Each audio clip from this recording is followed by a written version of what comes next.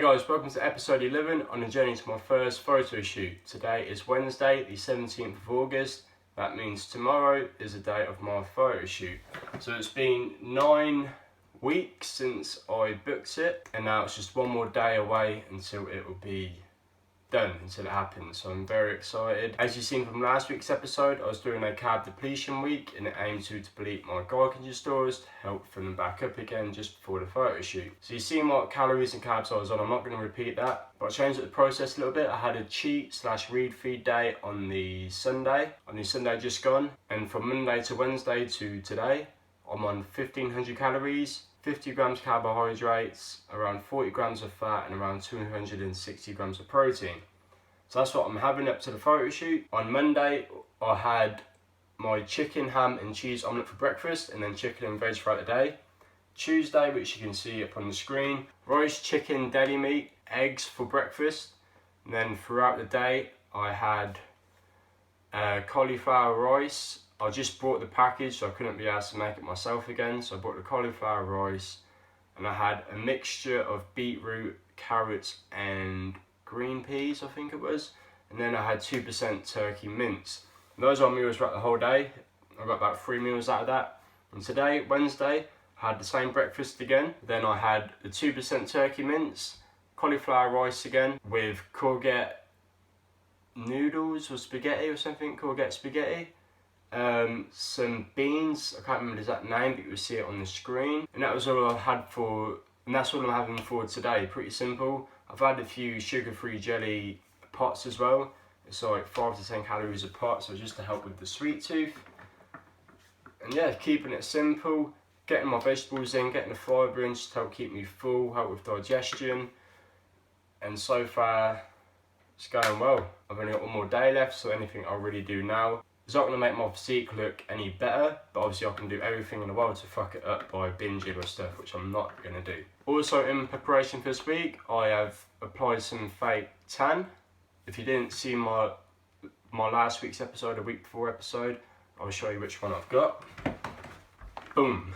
You see that? So, fake bake, flawless self-tan liquid. So I applied a coat of this pretty much on Monday. First I shaved, I went in the shower, exfoliated, and then put this stuff on. So I'm going to do this again this evening, so it'll be nice and ready for tomorrow.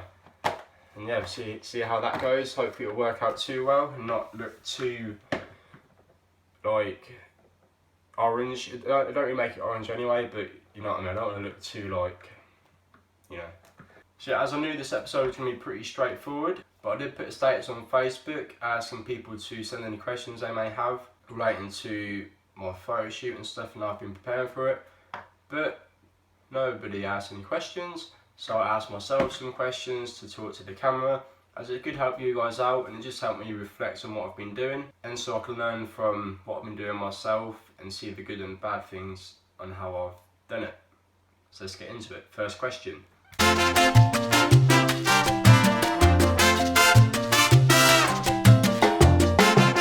Okay, so I originally booked my photo shoot for the reason of that I've always wanted to do one. When I first joined the gym, I wanted to look like the person on the fitness cover pages, you know. That's when I was like 14, 15.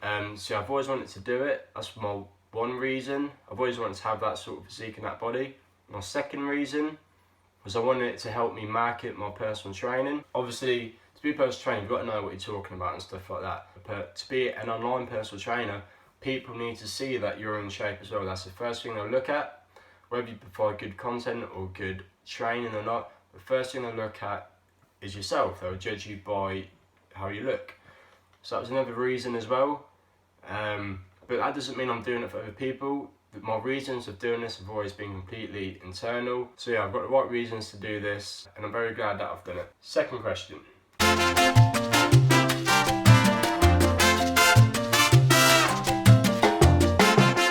So my goal for the photo shoot was just to bring in a lean, healthy looking physique. Obviously 9 weeks ago, 180 pounds. I've lost 17, 18 pounds in that time frame. I was never expecting to look like a physique competitor or a bodybuilder or someone that is always on the fitness cover magazines, you know. I was looking to bring in a lean, healthy physique in. Obviously try and look a bit toned, so you can see my abs and stuff, veins popping out, but I was never trying to go crazy shredded.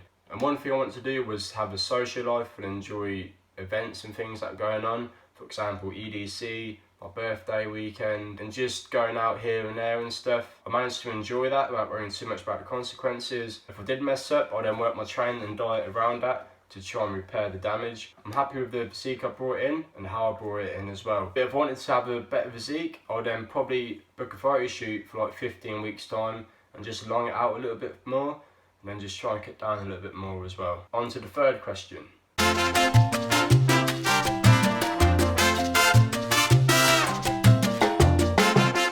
So, obviously people who know me and stuff or don't know me thinking, why the hell is he filming this? He's not even crazy shredded, there's no point in filming this, blah blah blah blah blah blah blah. But I filmed this for my own reasons, to hold myself accountable and to obviously track my progress. So I want to look at this maybe in a few years time and think, oh yeah, that's what I've done then and stuff like that. And just to provide some free content for you guys as well. I'm not saying all these videos are going to be completely educational and empower you with knowledge, but they could give you a few tips and advice on how to do things. And you can see of how it's worked for me as well. You've seen my physique and my weight back from first episode up until now. So pretty much filmed this to hold myself accountable, to provide some free content, and to obviously help market myself as a personal trainer. If you're not putting yourself out there, if you're not talking in front of a camera, if people can't see who you are, they're not really going to buy from you. So on to the fourth question.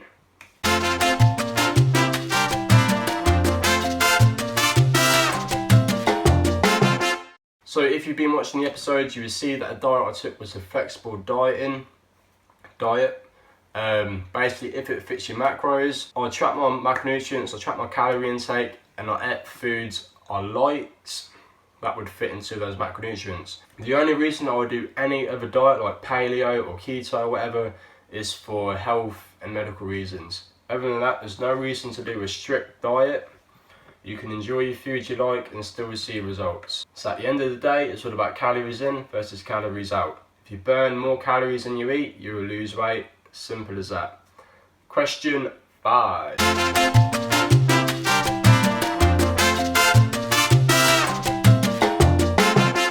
My training progressed over the weeks and months. For those of you that know, last year I injured my left shoulder really bad.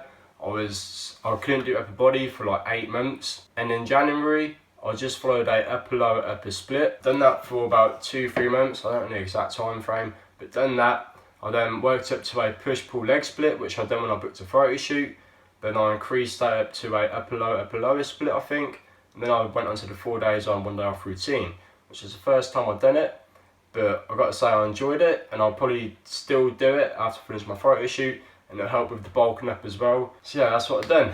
I've progressed it over a period of time. I didn't throw everything in at once. As you've seen, I brought my calories down slowly, up my training slowly, up my cardio slowly. If I threw it all in at once, especially with the calories on the first week, I wouldn't have made it to where I am now. So make a long-term goal, break it down into shorter goals, and how you can progress to reach that goal, and then you can get there. Boom! Question 6. Question 6.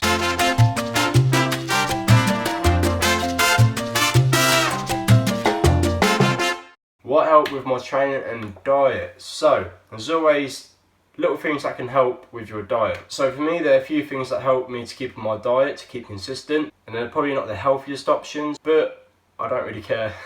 I had sugar-free jelly pots, the 10 cal pots, which you've seen me talk about. I've had sugar-free drinks, such as Pepsi Max and Monster Zero Energy. I've had fruit juice, the zero sugar ones. So all those help with the sweet tooth craving and just help you to feel a bit more satisfied after a meal and stuff, like when you crave like a chocolate or dessert or whatever. Having those can help. Also, again, it's not a great substitute in terms of health, but the calorie low spray, having that can save about 5 to 10 grams of fat in your calories.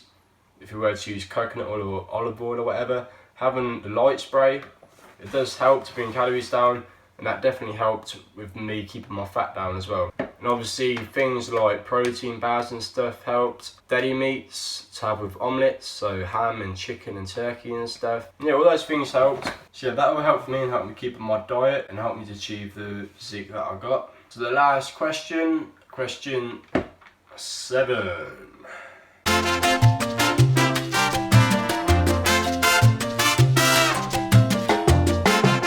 Is there anything I would do differently?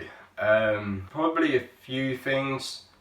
I think the way I've done it in a way that I could still enjoy myself. So for example, going out, eating foods I liked and stuff, foods that sometimes didn't fit my calories. I don't want to try and say that I didn't put enough effort into it, because I definitely did. But if I didn't have, you know, EDC, or go out for a meal on my birthday, or go out on a piss on the weekend for my birthday as well, and a few other days as well, if I didn't do all that and kept on top of my calories, maybe I could have, you know, maybe lost a few more pounds, who knows. But I think if I were to do it differently, I would do it around a time that wasn't many, that there wouldn't be many. If I was to do it differently, I'd do it around a time where it was quiet, so not many events going on and stuff, and then really see how lean I could get. But I'm happy with the way I've done it. Brought my calories down slow, up my training slowly. The only week, well, the last 2 to 3 weeks have been the hardest probably, but other than that, the 5 to 6 weeks or whatever were pretty easy to do. They weren't too bad, but when you go down to below 2,000 calories, you know just how much harder it gets. So yeah, I think that's pretty much it for this episode. Like I said, just a filler episode between episode 10, the previous one, and the one that will be out tomorrow, which will be after my photo shoot. So just to give you some update on what I'm doing, and to give you a little review of in a questionnaire style, just so you could know where I was coming from by doing these videos and this photo shoot and stuff like that, and how my diet and training went. So I'm going to leave it there. If you are on YouTube, please subscribe to my YouTube channel. I would appreciate it very much. Thank you to everyone that has been supporting me through this, people at work, my friends, my family. I'm making it sound like I'm about to go to war or something, but I really do appreciate the support. It has helped. So yeah, I'm going to leave it there. Catch you in the next episode, which should be tomorrow. The last episode after my photo shoot. See ya.